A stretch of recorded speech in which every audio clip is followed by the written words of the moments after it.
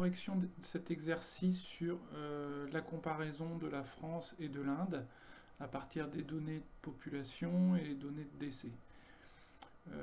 Première étape, calculer la structure de population, donc c'est toujours pareil. Regardez quel est le poids de chacune des classes d'âge pour la France et pour l'Inde dans la population, pour voir si on a une population plutôt jeune ou plutôt âgée. Pour calculer le poids d'une classe d'âge dans une population totale, on va faire l'effectif de cette classe d'âge divisé par la population totale.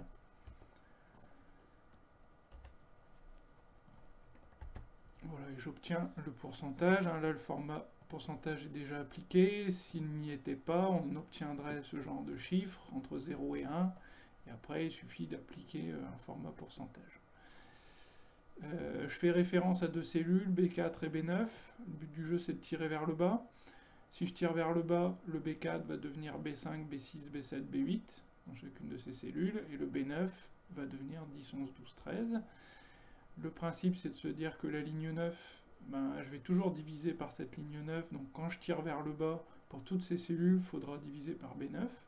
Si je fais rien, B9 va devenir B10, 11, 12, donc je vais bloquer le 9 en mettant un dollar devant ce 9, ce qui va me permettre, quand je recopie vers le bas, de diviser à chaque fois par B9. Et le principe est exactement le même pour l'Inde, où je vais faire donc population de la classe d'âge divisé par la population totale. Je mets un dollar devant la ligne de la population totale, c'est-à-dire devant le 17, puisque je ne veux pas que ça vienne se décaler ici quand je tire vers le bas.